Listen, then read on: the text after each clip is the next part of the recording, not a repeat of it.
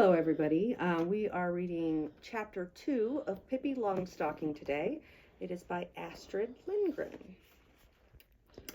Chapter 2. Pippi is a thing finder and gets into a fight. Annika woke up early the next morning. She jumped out of bed and ran over to Tommy. "Wake up, Tommy," she cried, pulling him by the arm. "Wake up and let's go and see that funny girl with the big shoes." Tommy was wide awake in an instant. "I knew, even while I was sleeping, that something exciting was going to happen today, but I didn't remember what it was," he said as he yanked off his pajama jacket. Off they went to the bathroom, washed themselves and brushed their teeth much faster than usual, had their clothes on in a twinkling, and a whole hour before their mother expected them came sliding down the banister and landed at the breakfast table. Down they sat and announced that they wanted their hot chocolate right off that very moment. "What's going to happen today that you're in such a hurry?" asked their mother. "We're going to see the new girl next door," said Tommy. "We may stay all day," said Annika. That morning, Pippi was busy making pepparkakor. That's a kind of Swedish cookie. She had made an enormous amount of dough and rolled it out on the kitchen floor. "Because," said Pippi to her little monkey, "what earthly use is a baking board when one plans to make at least 500 cookies?" And there she lay on the floor, cutting out cookie hearts for dear life. "Stop climbing around in the dough, Mr. Nilsson," she said crossly, just as the doorbell rang. Pippi ran and opened the door. She was white as a miller from top to toe, and when she shook hands heartily with Tommy and Annika, a whole cloud of flour blew over them. "So nice you called," she said, and shook her apron. So there came another cloud of flour. Tommy and Annika got so much in their throats that they could not help coughing. "What are you doing?" asked Tommy. "Well, if I say that I'm sweeping the chimney, you won't believe me, you're so clever," said Pippi. "Fact is, I'm baking. But I'll soon be done. You can sit on the woodbox for a while." Pippi would work fast, she could. Tommy and Annika sat and watched how she went through the dough, how she threw the cookies onto the cookie pans and swung the pans into the oven. They thought it was good as a circus. "Done," said Pippi at last, and shut the oven door on the last pans with a bang. "What are we going to do now?" asked Tommy. "I don't know what you are going to do," said Pippi, "but I know I can't lie around and be lazy. I'm a thing finder, and when you're a thing finder, you don't have a minute to spare." "What did you say you are?" asked Annika. "A thing finder." "What's that?" asked Tommy. "Somebody who hunts for things, naturally. What else could it be?" said Pippi, as she swept all the flour left on the floor into a little pile. "The whole world is full of things, and somebody has to look for them. And that's just what a thing finder does," she finished. "What kinds of things?" asked Annika. "Oh, all kinds," said Pippi. "Lumps of gold, ostrich feathers, dead rats, candy snap crackers, and little tiny screws, and things like that." Tommy and Annika thought it sounded as if it would be fun, and wanted very much to be thing finders too, although Tommy did say he hoped he'd find a lump of gold and not a little tiny screw. "We shall see what we shall see," said Pippi. "One always finds something, but we've got to hurry up and get going so that other thing finders don't pick all the lumps of gold around here before we get them." All three thing finders now set out. They decided that it would be best to begin hunting around the houses in the neighborhood, because Pippi said that although it could perfectly well happen that one might find a little screw deep in the woods, still the very best things were usually found where people were living. "Though for that matter," she said, "I've seen it the other way around too. I remember once when I was out hunting for things in the jungles of Borneo, right in the heart of the forest, where no human being had ever before set foot. What do you suppose I found? Why, a very fine wooden leg. I gave it away later to a one-legged old man, and he said that a wooden leg like that wasn't to be had for love nor money. Tommy and Annika looked at Pippi to see just how a thing finder acted. Pippi ran from one side of the road to the other, shading her eyes with her hand, and hunted and hunted. Sometimes she crawled about on her hands and knees, stuck her hands in between the pieces of a fence, and then said in a disappointed tone, "Oh dear, I was sure I saw a lump of gold." "May we really take everything we find?" asked Annika. "Yes, everything that is lying on the ground," said Pippi. Presently they came to an old man lying asleep on the lawn outside his cottage. "There," said Pippi, "that man is lying on the ground, and we have found him. We'll take him." Tommy and Annika were utterly terrified. "No, no, Pippi, we can't take an old gentleman. We couldn't possibly," said Tommy. "Anyway, whatever would we do with him?" "What would we do with him? Oh, there are plenty of things we could do with him. We could keep him in a little rabbit hutch instead of a rabbit and feed him on dandelions. But if you don't want to, I don't care. Though it does bother me to think that some other thing finder may come along and grab him." They went on. Suddenly, Pippi gave a terrific yell. "Well, I never saw the like," she cried, and picked up from the grass a rusty old tin can. "What a find! What a find! Cans, that's something you never have too many of." Tommy looked at the can doubtfully. "What can you use it for?" "Oh, you can use it in all sorts of ways," said Pippi.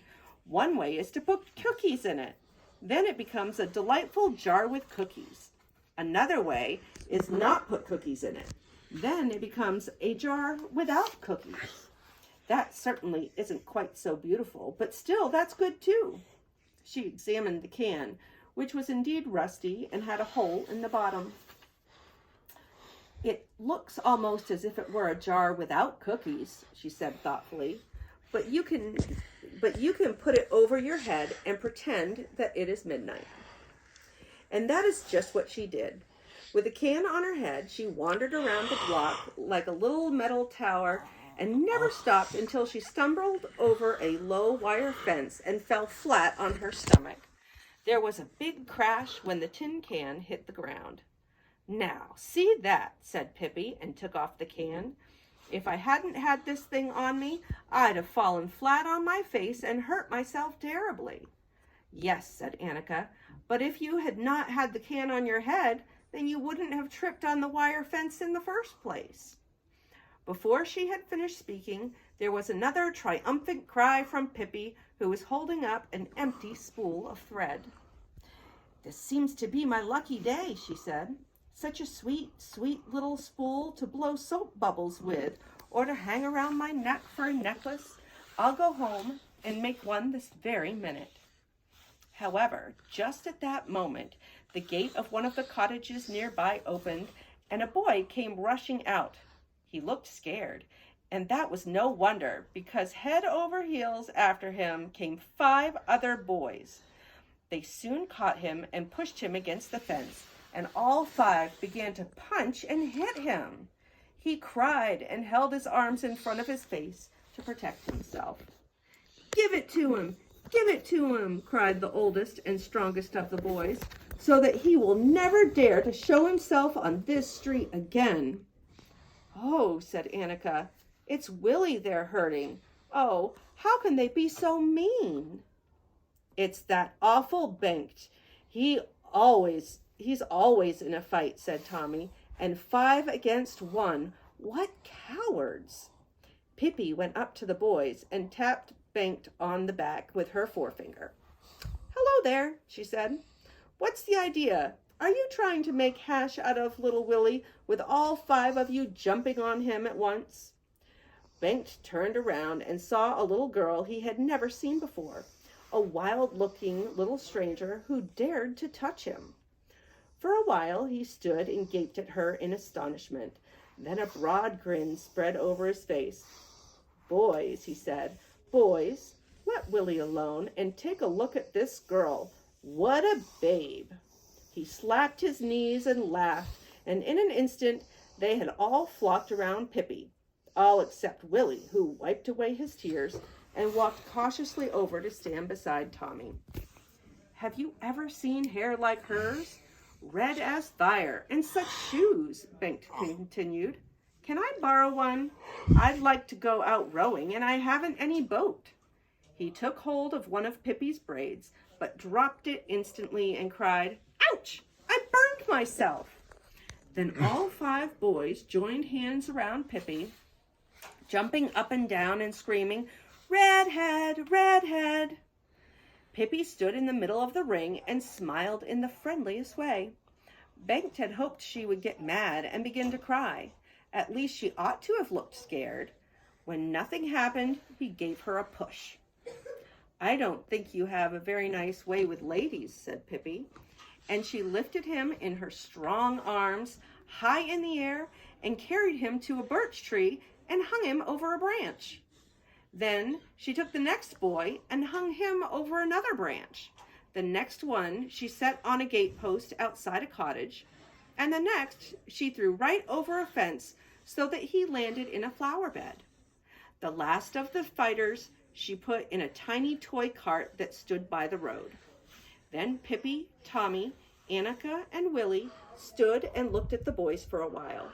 The boys were absolutely speechless with fright. And Pippi said, "You are cowards. 5 of you attack one boy. That's cowardly. Then you begin to push a helpless little girl around. Oh, how mean. Come on, we'll go home," she said to Tommy and Annika, and to Willie, "If they try to hurt you again, you come and tell me." And to Bengt, who sat up in the tree and didn't dare to stir, she said, "Is there anything else you have to say about my hair or my shoes? If so, you'd better say it now before I go home." But Bengt had nothing more to say about Pippi's shoes or about her hair either. So Pippi took her can in one hand and her spool in the other and went away, followed by Tommy and Annika. When they were back home in Pippi's garden, Pippi said, "Dear me, how awful. Here I found 2 beautiful things and you didn't get anything. You must hunt a little more. Tommy, why don't you look in that old hollow tree? Old trees are usually about the best places for all thing finders." Tommy said that he didn't believe he and Annika would ever find anything, but to please Pippi, he put his hand slowly down into the hollow tree trunk. "Goodness!" he cried, utterly amazed, and pulled out his hand. In it, he held a little notebook with a leather cover. In a special loop, there was a little silver pencil. "Well, that's queer," said Tommy. "Now see that," said Pippi. "There's nothing so nice as being a thing finder. It's a wonder there aren't more people that take it up. There'll be tailors and shoemakers and chimney sweeps and such like, but thing finders? No, indeed, that isn't good enough for them." And then she said to Annika, "Why don't you feel in that old tree stump? One practically always finds things in old tree stumps." Annika stuck her hand down in the stump and almost immediately got hold of a red coral necklace. She and Tommy stood open-mouthed for a long time. They were so astonished. They thought that hereafter they would be thing finders every single day. Pippi had been up half the night before playing ball, and now she suddenly felt sleepy. "I think I'll have to go and take a nap," she said. "Can't you come with me and tuck me in?" When Pippi was sitting on the edge of the bed, taking off her shoes, she looked at them thoughtfully and said, "He was going out rowing," he said. "That old Bengt." She snorted disdainfully. "I'll teach him to row. Indeed I will." Another time. Say, Pippi, said Tommy respectfully, why do you wear such big shoes? So I can wiggle my toes, of course, she answered. Then she crept into bed. She always slept with her feet on the pillow and her head way down under the quilt. That's the way they sleep in Guatemala, she announced, and it's the only real way to sleep. See, like this. I can wiggle my toes when I'm sleeping too. Can you go to sleep without a lullaby? She went on. I always have to sing to myself for a while. Otherwise, I can't sleep awake. Tommy and Annika heard a humming sound under the quilt. It was Pippi singing herself to sleep. Quietly and cautiously, they tiptoed out so that they would not disturb her. In the doorway, they turned to take a last look toward the bed.